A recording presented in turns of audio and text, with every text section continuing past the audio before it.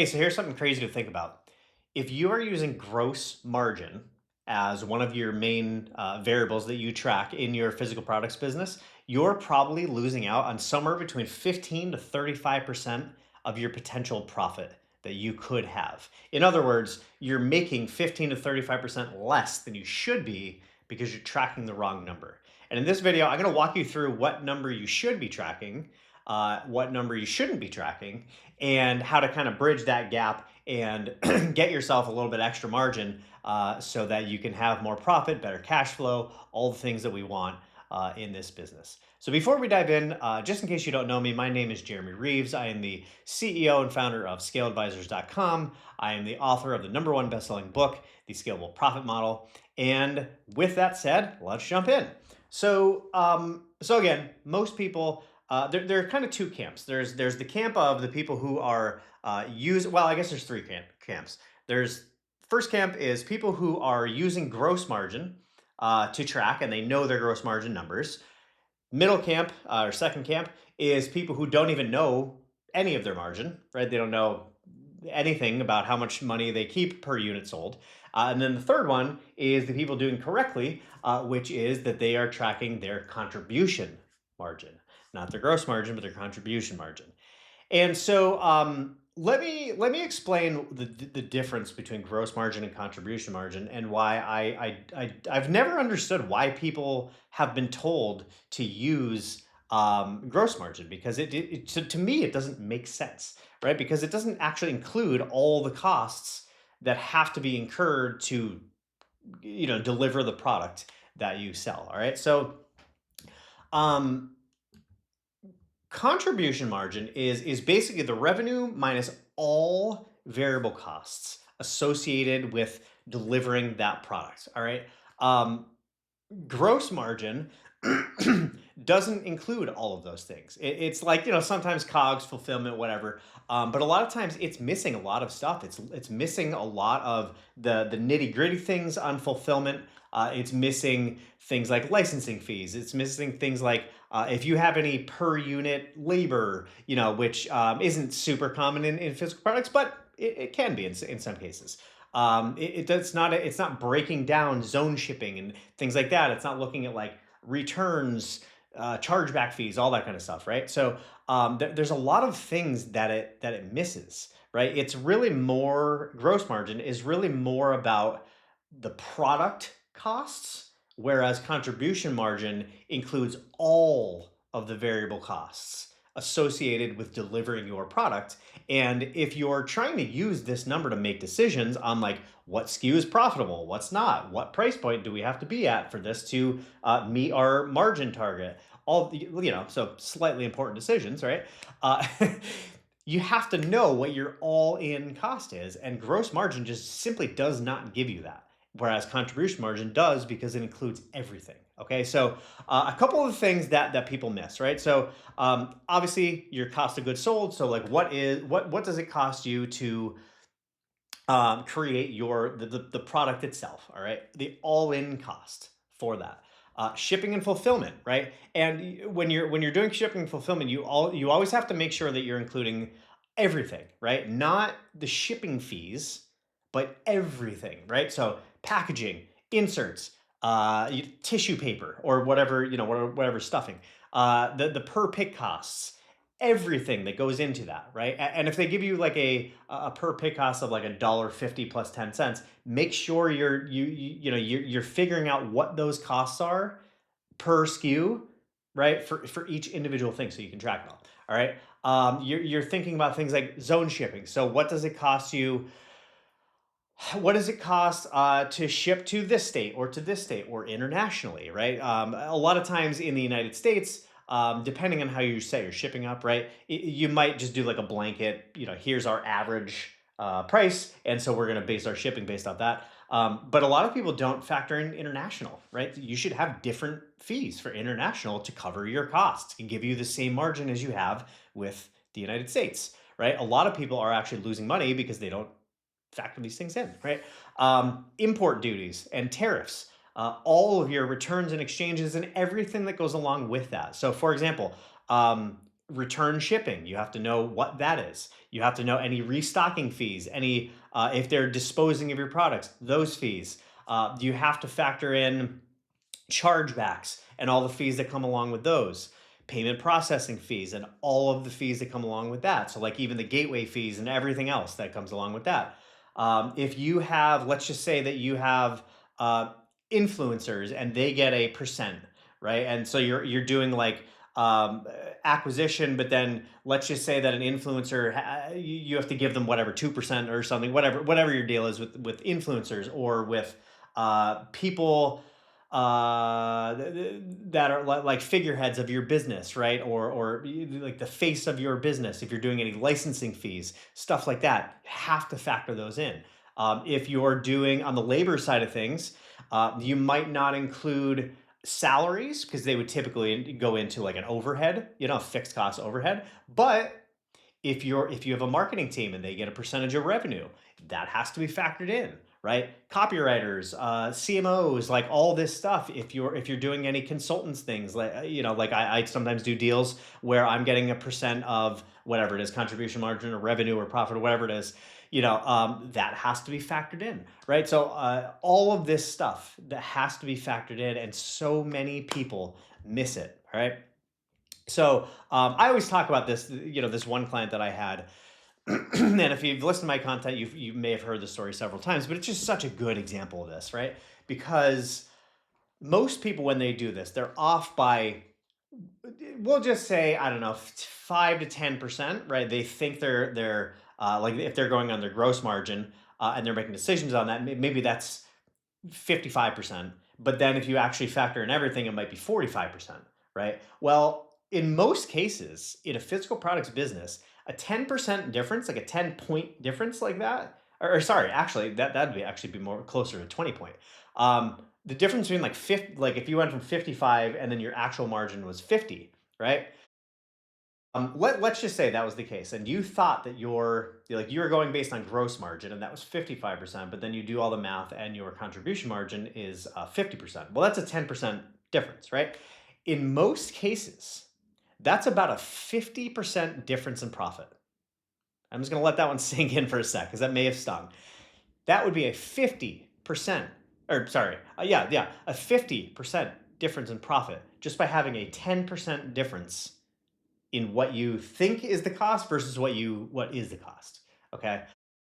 So anyway, so I have a client that so we just did 10%. I had a client that thought their contribution margin was 40%. So I always do a trust but verify sort of thing with my clients. So I was like, okay, cool. I'll believe you, but like I want to run the numbers too. So ran the numbers and I'm like, hey, what about this? Oh, forgot to put that in. What about this? Forgot to put that in. What about this? Didn't think of that. What about this? Oh yeah, whoops, didn't think of that either. By the time we were done, we went from 40% all the way down to not 30%, not 20%, but 14%. Now I just told you the difference, a 10% difference, and not 10 points like 50 to 40, but 10 percentage. I don't even know what that percentage is. That's probably I don't know, 70% difference ish. And I just walked you through and explained how a 10% difference is a 50% difference in profit. Well, imagine when you think it's 40% and it's 14%. And then they were wondering why they were losing so much money. And I'm like, well, here you go. Like, this is why, right? So let's fix that, right?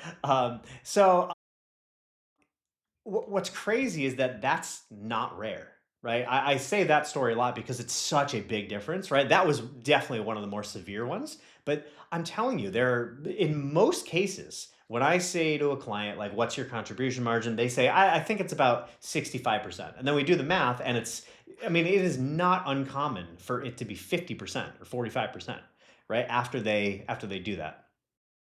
And again, that is like on a percentage point, like that's like a 20% difference. And again, 10% is generally equivalent to like a 4 to 6 times higher profit, right? So like for every 10%, it's like 40 to 60% increase in profit. And then in reverse as well.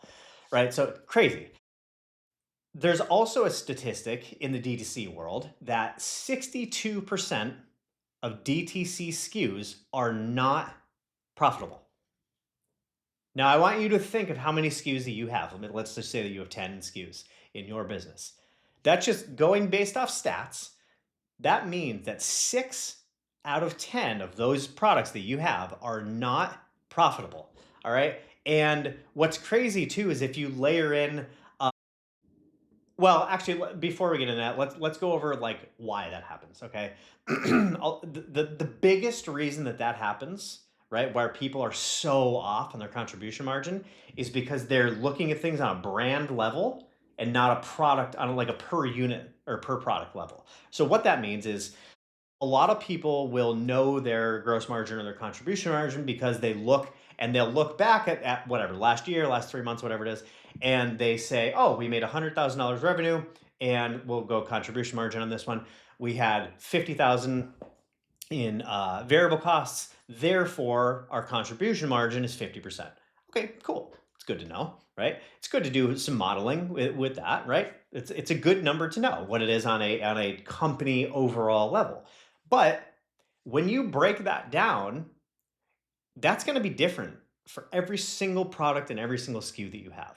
Okay. Because if you have one thing where it's like you may find with that overall 50%, you may find that you have some products that are negative. You have some products that are 20%. You have some products that are 75%. But then the overall combination of them gives you 50%. The other thing that matters a lot too is channel, right? So like in general, this is going to be Amazon, right? The biggest thing is going to be Amazon. But if you're on a platform too, like if you like, you should be doing your contribution margin for your paid ads. So like Meta or Google, TikTok, whatever you're doing, right? But then you should also be doing it on Amazon separately because the contribution margin on Amazon is significantly lower than if you're selling it on something like Meta or Google, whatever, because Amazon has a lot of extra fees, a lot of platform fees, right? And that's something that I didn't mention before when you're calculating your contribution margin is you always have to understand your platform fees too, right? And so, like, if you're on something like a ClickBank or a Buy Goods, right? They're taking their merchant fees or platform fees, whatever, is like 8% or whatever it is, right? Amazon, they have all of their various fees between the FBA fees and what they take, and all the things they have. They're adding a lot of extra fees on top of your the SKU fees and the returns, like all the other things that go into your contribution margin, they're adding a lot more. So if you're at 60% with Facebook, you might only be at, I don't know, 40% on Amazon or 30% or whatever it is, right? If you have wholesale, that's going to be a different contribution margin than if you're selling direct. All of these things matter and you have to understand what they are, right? If you're doing bundles, you have to do it based on the bundle. If you're doing things at different price points, you're going to have a different contribution margin percentage if your product, if you based on your price point, right? And so let's get into price point actually, because that's a really important one, right? So there's actually a study by McKinsey that basically says that a 1% on average, right? And of course this is going to vary, but I've actually seen this to be pretty accurate. A 1% price increase is generally going to give you about 8% in profit, 8% more in profit, like a 8% profit increase. So that means if you raise your price on, let's just say all of your SKUs, just for simplicity, if you raise all of your prices by 10%, right, and you go from $50 to $55 or $100 to $110 on average for each one, you can expect to get an 80% increase in your profit. So think about that, right? Think about how that affects your entire profit model, right? And it doesn't have to be the price of the product. That could be in how looking at, if you're not charging shipping, right? And you're eating that shipping cost, and that shipping cost equals 10%, of the overall value of the order. So like let's just say it's like a $90 for the product and $10 for shipping or whatever, right? And if you add shipping, right, it's kind of the equivalent of increasing your price by 10%, right? So it's really just more like, how do you get 10% more money, right, per transaction? And you can expect to go up about 80% in profit just by simply doing that. And um, one of the big things that I see with people, right, is like with pricing. It's one of the biggest levers that I can ever talk about, and I push this so hard on my clients because there are a couple camps when it comes to pricing, right? Typically, people are pricing their products based on competitors. You've probably done it just simply going by statistics. If you're listening to this or watching this, you've probably done that at least to some extent, right? You didn't just like you when you said like, "Hey, I have this product. What do I charge?" You probably looked at your competitors and then said, "Oh, I'm gonna go like in the middle of those." Or if you're a premium band, maybe you go a little bit higher. If you're more of a discount brand, a little bit lower. Whatever wherever you landed, rather than looking at the actual value of what you like, the value that you give to your customers, right? And so there are a lot of things that you can do in your marketing to increase your price while keeping the same conversion rate, because that's the big thing that people get fearful of is, oh well, I'm going to increase my price, but if I do that, I'm going to have less visitor, or not less visitors, less conversions, right? And in some cases that can be true, but you know what also can be true? Increasing your conversion rate when you increase your price. I've literally seen it happen, and it's also literally happened to me. Okay. That is very, very possible.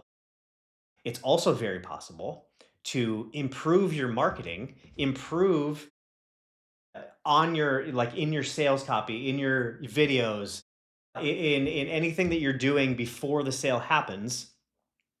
If you're doing a better job in your marketing and you have better copy and you're dimensionalizing the problem that your customer is facing and the pain points that they're experiencing in their life, and then so you're making them even more visceral for them, and you're making them feel like they're even worse than they are, right? You're dimensionalizing that pain for them, making it feel more real, bringing it to life. And then on the converse side, you're also talking about the future vision of what their life can be like when they get your product, and how it's going to change their life, and the benefits it's going to bring them, and how much better things are going to be, or how much more money it's going to make them, or how much better it's going to make them feel, or it's going to give them their life back, or whatever it is for whatever you sell. If you can dimensionalize those benefits, right? Because that's all it really is, perceived value, right? And perceived value is really just that mix of like, what is the cost compared to what is the perceived benefit, the perceived value that I'm going to get from this,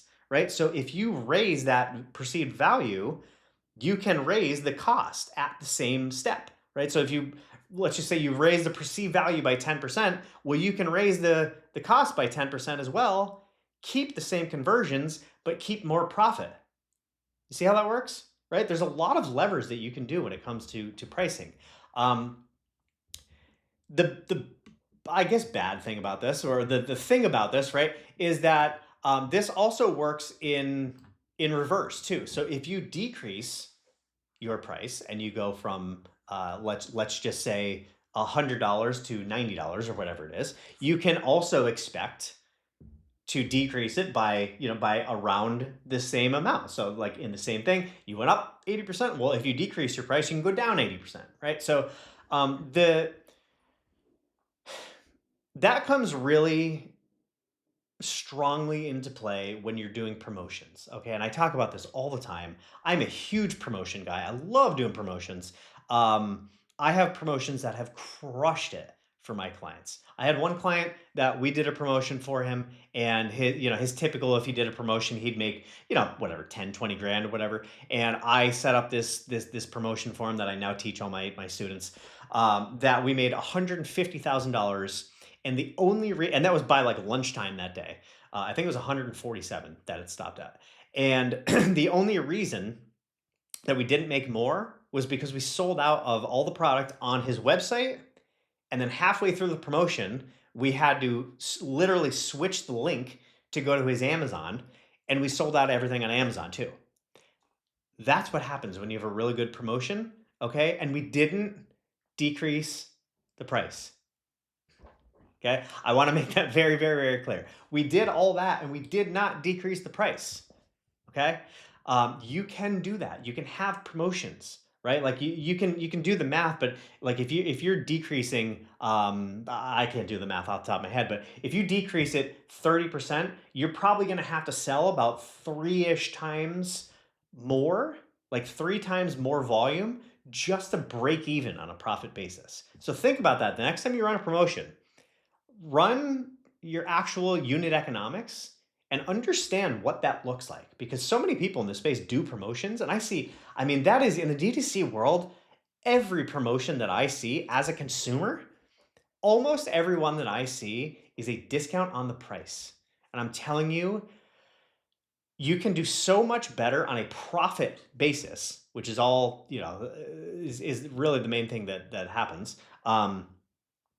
If you do things like bundles and things like that, or give them more for the same price, or whatever it is, you don't have to decrease and do these massive discounts. Okay, and you can, if that's a loss leader for you, if you have a strategy behind doing that, and for example, that people who try X product, whatever, end up going on subscription for 12 months, or they end up using this other product. Like if you have those downstream effects and you know what happens, and you know that, like, you have an actual plan and an actual strategy for discounting to get more volume, even though you're not going to make it up on profit, but you'll get that long term. Great, fantastic. Do it all day. Love you. Right? But most people don't know that. Most people just look at it and they say, "Oh my God, we made $100,000 today. This is amazing." But then they look at their actual profit, the next time they get the P&L, and they're like, "Wait, what? Oh, we got this big jump in revenue, but where did the money go? Where did the profit go?" Well, that's where it went, right? It went back to the consumer, pretty much. It didn't go to you. So think about that. The next time you're running a promotion, I want you to give you this lens. My job here as a teacher is to help you guys understand what happens when you pull different levers. What happens if you change the price? What happens if we do this strategy versus a different strategy? How can we model those things out and know before the promotion or the whatever happens? How do we predict the future, basically, right? And that happens through modeling. The only way you can do modeling is if you know the data. All right. And that's what I'm trying to teach people here, right? So the good news about all this is, well, the bad news about all this, we'll start with that, is that doing this is a pain in the ass. Okay. I've created tools that help my clients, and it's a lot less painful for them. But like if you're doing this, it's a pain in the ass. It really is. There's no other way to say it. You just have to sit down and do the work and map it all out. It's a pain, right? Um, the good news about that is you only have to do it once. Okay. You can generally get in a good rhythm where, if you get kind of your main cost down, and then you do that with like a couple products, then you can fill in all the variants, and a lot of the other similar products all have like mostly the same stats, and you just kind of have to tweak each one. And the good news about that is that when you have this data, it becomes your decision filter. Okay, it becomes like, basically what SKUs are best for you, and which ones you should be launching on paid ads first, because the higher your contribution margin, the easier it's going to be for you to make that product work. Of course, assuming that it has the same like conversion rate and average order value and lifetime value and all the other things, right? We're making a lot of assumptions with that. But in general, the higher your contribution margin, the more you keep per sale, which means that you can afford to spend more per customer, which is what everyone wants, right? Because CAC is always increasing, CAC will always increase. So your job is to figure out how to combat that, right? If you want customers, they're too expensive. You either have to pay more money for them, make them worth more money to you over a shorter time frame, or get it so that you can afford to spend more without losing money. And that's where contribution margin comes in. So I hope this helps you. I hope this has given you at least one insight, at least one aha, at least one thing to think about today. If I were to leave you with one thing to do, it's just simply to map all this out and understand, do the diagnosis first. Because Until you do your diagnosis, you don't know. You're making random guesses. You're flying blind, right? It's like trying to go from New York to Tokyo with no GPS. You might do it eventually, maybe, if you just keep flying and you keep looking down and you know what the top of Tokyo looks like, right? And then once you see it, you can be like, oh, there it is. Let's go get it, right? But you're going to need about a 1 out of 100 chance just to find it, right? You're going to need a lot of skill and even knowing which direction to go and how the wind's flowing and how the earth is moving as you're going, well, whatever. um I'm not a pilot, so I have no idea. uh so anyway, I hope this helps you.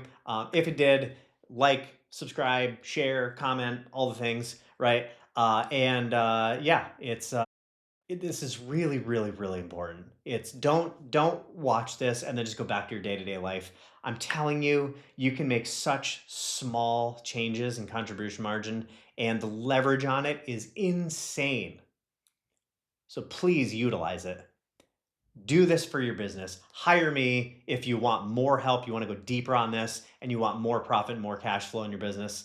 I'm here to help you. Otherwise, you can check out my book. Either one, you can just go to scaleadvisors.com to talk to me or to find the book. You can get the book at scaleadvisors.com/book. Whatever you want to do, whatever your next step is that's right for you, go and do that. Even if that's just taking this and running with it and you don't want to do anything with me, that's fine too, as long as I helped you. Right. So have a great rest of your day. I hope this helps, and I'll see you in the next one.